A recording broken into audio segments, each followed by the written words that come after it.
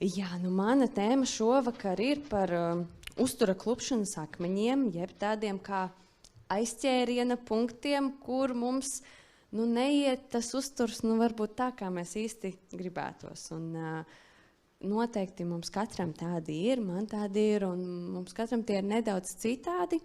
Un arī bieži ar pacientiem tieši tie ir tie, uz kuriem mēs vairāk fokusējamies un runājam, ko tad mēs varētu darīt, lai viņus varbūt pagrozītu nedaudz citādi.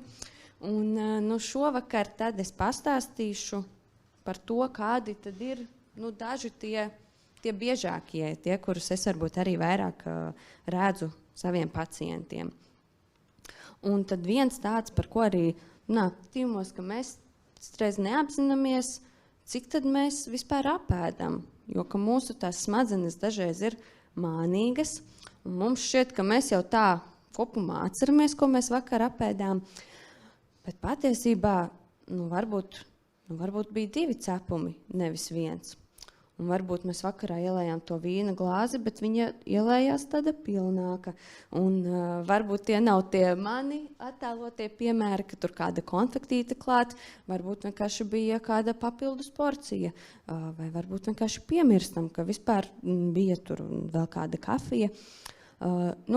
Kopumā, ka citreiz mēs neatceramies precīzi, kas tad ir apēsts. Un kā to mēs varam risināt? Tā ir vienkārši uztura dienas grāmata. Mūsdienās arī, lai vieglāk, jo citreiz to visu pierakstīt, cerēties strādā arī paņemt telefonu un nobildēt, bet tas ir tas mirklis, kad mums ir jāapstājas, jānobildē, jāatcerās, kas tad vispār ir apēsts. Un paskatīties, ko mēs ēdam darba dienā, ko mēs ēdam brīvdienā, jo nereti tas ļoti atšķirās, mūsu arī ēšanas paradumi. Un, kad mēs veicam kādas uztura izmaiņas, tad arī atkārtot to ik pa 2 mēnešiem, izcili var paskatīties kopā ar speciālistu un redzēt, kas tad tiešām tajā ikdienā pamainās. Vēl tāds biežs uztura klupšanas akmens ir, ka mēs tās kalorijas izdzeram. Te ir daži piemēri, tie varētu arī nebūt tik lieli piemēri, varbūt vienkārši ūdens ar garšu, kurā būs bišķīt klāt kalorijas. Bet arī, piemēram, tā pati kafija, ja tā ir jau tāda lielāka lates krūze vai kapučīno, tas piens, kas tur ir pielikts klāt, arī jau iedos klāt šo te enerģiju, ja tur vēl kāda cukura karotīte klāt, kāds sīrupiņš. Un tas nav arī tāds kā ar domu, ka mēs nekad neko no šī nevaram lietot, bet vai mēs apzināmies, ka tas arī ir daļa no šīs te mūsu ēdienkartes. Un, ko tad mēs varētu darīt? Tas uzsvers ir, ka domāt, kā mēs varam mazināt tieši to cukuru, ko mēs bieži izdzeram, vairāk mēģināt tās kalorijas sakožļāt. Un arī tāds kā piemērs, kas ir arī man bijis ar pacientu, kas 2 reizes dienā dzer kafiju, liek klāt 2 tēkarotes cukura. Es saku, ja es jums teikšu, neliekam nevienu karoti, jūs to darīsiet? Nebūs garšīgi. Saku, bet 1,5 karoti, labi. Un pēc mēneša 1 karoti, labi. Un paskatieties arī ar tādu mazu izmaiņu no 2 tēkarotēm uz 1 tēkaroti. Mēs tomēr jau gan to cukura daudzumu, gan to kaloriju daudzumu varam samazināt. Un tā nav nenozīmīga izmaiņa, jo ja mēs tādas varam vairākas jau sakombinēt, mēs varam panākt tādu efektu un tādus kādus paradumu maiņus, ko tiešām var ievērot. Un vēl tāds klupšanas akmens ir citreiz, ka domājam tikai par kalorijām, skatāmies, visu rēķinam, lai ir tas kaloriju deficīts, tas svars krītās. Mums interesē arī vispār vienkārši pabarot savu ķermeni, lai mums ir enerģija, lai mums ir laba pašsajūta, un lai ar šo labāko pašsajūtu mēs arī tad varam veikt veselīgākas uztura izvēles. Un bieži vien tas, ko ir, ka vai dienas laikā, piemēram, sākumā ir mazas maltītes, ko arī pēc tam minēja, ka mēs tā kā domājam, ka mēs būsim labi. Tad es no rīta paēdīšu tā nedaudz.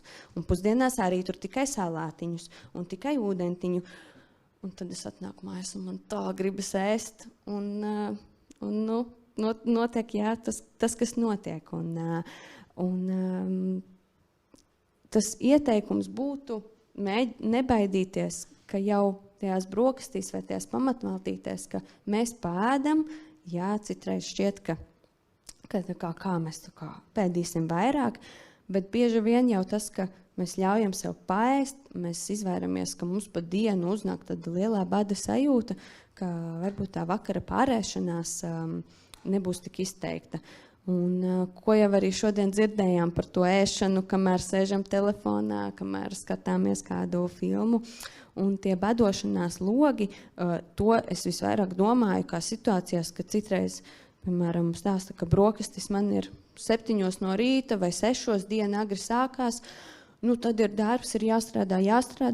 Es 2 kaut ko apēdu pusdienās, un tad mājās es esmu 7, 8, un tad... un ir šī te lielā pauze, un tad bieži mēs domājam, vai kādu uzkodu kaut vai ko paņemt līdzi, ko nedaudz apēst, lai nav tas lielais bats no šiem te pārtraukumiem. Un vēl jau arī ļoti daudz mums dod, ja mēs padomājam, kas tajā ēdienā ir iekšā. Protams, šodien tā vispārīgi, labprāt kādreiz pastāstītu vairāk smalkāk, bet viens, par ko mēs varam domāt, ir piedlikt ēdienam vairāk klātās šķiedrvielas un olbaltumvielas, lai mēs ilgāk jūtamies spēduši, lai mums cukura līmenis lēnāk un vienmērīgāk paceļās, un mums tad ir ilgāks brīdis, līdz mums atkal gribās ēst. Un tās var būt arī lietas, ko mēs varam sagatavot iepriekš, lai tajā izsalkuma brīdī vai steigā mums nav par to jau jādomā. Varbūt tās ir saldētas ogas vai leduskapī stāv jau sagriezti dārzeņi. Varbūt mums stāv vienkārši lincēklu burciņu uz galda, ko piebert pie putras no rīta. Vai mēs uz maizes uzsmērējam nevis smiestu, bet pamēģinam kādu smēriņu, piemēram, humusu, kas no turku zirņiem. Vai piedomājam, lai mums ir biezpiens, jogurts brokastīs. Kas var to mūsu rīta maltīti un arī citas maltītes padarīt tādas saturīgākas. Dr. Geldner jau šodien pieminēja par ultrapārstrādātajiem produktiem, un arī tos es noteikti vēlētos izcelt. Ir tāda, atļāvos neiztulkot, nezinu, cik jūs redzat, bet ir tāda nova ēdienu klasifikācija, un tur sadalās grupās, kur zaļie ir pavisam neapstrādāti produkti, un sarkanie tad jau ir tie ultrapārstrādātie, un pa vidu ir tādi, kas tiek pārstrādāti, bet ne tajā vēl ultra, ja pārmērīgajā līmenī. Ko tas tā vienkārši nozīmē? Principā tas ultra ir tāds produkts, ko mēs paši savā virtuvē īsti nevarētu pagatavot. Vai kā parasti ikdienā mums nav tādas sastāvdaļas, piemēram, tur kāds hidrolizētas olbaltumvielas, pulverī, ko pievienot klāt. Un, protams, ka visi ultrapārstrādātie produkti arī nav vienādi, un tie, ko mēs vairāk zinām kā tādus našķus, tie, protams, būs tie, kurus mēs visvairāk gribētu mazināt. Un kas ir tas risks ar šiem ēdieniem, ka viņi bieži ir tādi kā pārmērīgi, izteikti garšīgi, un viņiem ir mīksta šī struktūra, ka viņi ir maz jākožļā. Mēs ļoti ātri, pēc 2-3 minūtēs varam apēst. Ja?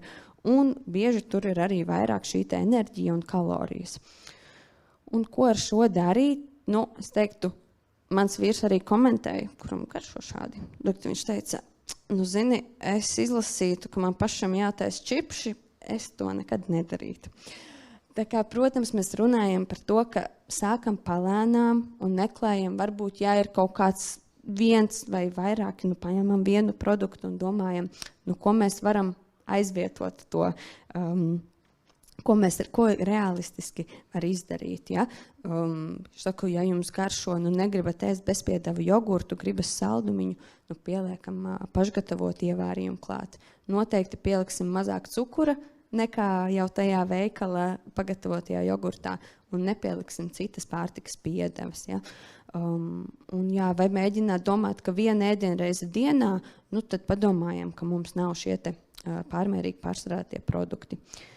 Par šo es nekavēšos. Es ļoti priecājos, ka par to jau jums tika tik daudz pastāstīts, bet šis tiešām ir tāds kā klupšanas akmens, kuru kuru es daudz redzu un par ko ir vērts runāt, jo tiešām citreiz jau mēs visu zinām, kā vajadzētu ēst, jā, visi zina, dārzeņi labi, konfektes netik labi, bet jā, tās emocijas mūs ietekmē, un es varu piedāvāt tādus daudz no uztura puses risinājumus. Es domāju, ka ļoti daudz, protams, ir darbs ar tām emocijām, un ar speciālistu arī var mēģināt saprast, kāpēc tad rodas tā vēlme ēst. Bet padomāt, varbūt ir kādi dienas brīži, kad tā ir izteiktāka. Man pašai tas izteiktāk ir vakaros, kad es zinu, ka nāk mājās nogurusi, un man negribās gatavot, man jau viss ir licis. Un ja es esmu iepriekš pat kaut vai izdomājusi jau, ko es gatavošu, man nav jāizdara vairs šī izvēle, un es jau esmu par sevi iepriekš parūpējusies. Vai, piemēram, šodien arī es zināju, ka mums šis te pasākums būs manā parastajā vakariņu laikā, tā kā es pirms tam paēdu uzkodu, lai nav tā, ka es pēc tam aizbraucu mājās, un tad virinu plauktiņus un meklēju kaut kādu īpaši garšīgo ēdienu. Un, protams, tas pats jau pieminētais miega režīms, bet arī ir dažādi vēl rīki, kā piemēram izsalkuma skala, te tāds varbūt vairāk vizuālāks piemērs, bet kurā no 1 līdz 10 var arī brīdī atzīmēt. Tātad, kā mēs novērtējam, vai mums tur jau tiešām tur kuņģis rūc un mēs esam badā, vai arī vispār es paēdu un es jūtos pārēdies, ka man gribas attaisīt bikses, vai sarunāt īpaši ar sevi, piemēram, par kādām uzkodām, ka mums šķiet, varētu kādu to konfektīt apēst. Jā, apēdīšu, bet pēc 10 minūtēm. Un iespējams, ka mēs tajās 10 minūtēs jau atradīsim kaut ko citu, ko darīt, un sapratīsim, ka man vispār negribējās to konfekti. Varbūt gribās, tad mēs apēdam konfekti. Un kā mēs viņu varam apēst, mēs varam tiešām, tad daudz runāju šodien arī par tām kanēļu bulciņām, ja mēs ēdam, tad tiešām censties viņu izbaudīt. Ja? Ir runājumi, kur vispirms mēs paskatāmies, mēs pasmaržojam, mēs pavērojam, kā vispār izskatās, ja? Pamēģinam, nokožam gabaliņu, sagaršojam. Protams, ka tas nav reāli to katru dienu darīt ar uzkodām, bet vispār izmēģināt šo un paskatīties, kāda ir tā sajūta, un varbūt, ja parasti tas garduma daudzums bija lielāks, tad šādi izdarot, mēs saprotam, ka man jau ar to vienu bulciņu visu tā kā jūtos labi. Un vēl tāds klupšanas akmens ir tā vēlme pēc izcilības, sākt 1. datumā, pirmdienā, un visu mainīsim, un viss būs labi un superīgi. Un tad kaut kas iziet, tā viena sarkanā bumbiņa krīt, un mēs domājam, ka nē, tad nākamēnes atkal, vai mēs ļoti, ļoti sev pārmetam, ka mēs neesam varējuši noturēties pie tā sliktā mērķa.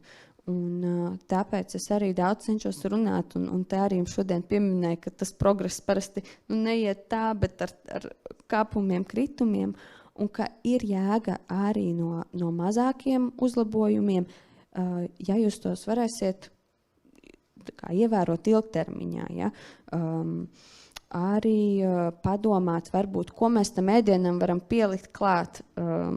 Man ir bijušas dzimšanas dienas, kur man draudzene smējas, ka viņas nezina nevienu, kas piedāvā picu un salātus. Bet mēs varam arī ēst šo te mūsu, varbūt to ēdienu, ko mums kārojās, vai mēs varam padomāt, ka mēs savu parasto ēdienu nedaudz samazinām apjomā, bet pieliekam klāt kādu dārzeni, vai sākam runāt, ka katrā ēdienreizē jābūt iekļautam dārzenim un ieskaitīsim arī vienu gurķu šķēli. Bet droši vien parasti jūs nogriezīsiet 2, 3, 5 vai pat pusi gurķu vai visu gurķi. Ja? Tā kā kopumā tas galvenais ir, ka, lai šīs te izmaiņas jūs varētu ievērot ilgtermiņā. Un katram būs citādi tie risinājumi un jādomā par to, ka, kur tad jums parasti tā teikt tā kāja paslīd, un varbūt jau nāk prātā kaut kas, ko varētu izdarīt iepriekš, kad jūs esat tādi enerģijas pilni, lai tajā brīdī nav vairs jāveic tā izvēle, bet jau jūs esat par sevi padomājuši. Un bieži vien ir Es viņus tā nosaucu par vieglākajiem veidiniekiem, bet nereti mēs jau varam sākt ar tādām šķidrajām kalorijām un šīm te uzkodām, un tas jau būs mums liels solis uz priekšu. Tā kā, jā, paldies par uzmanību.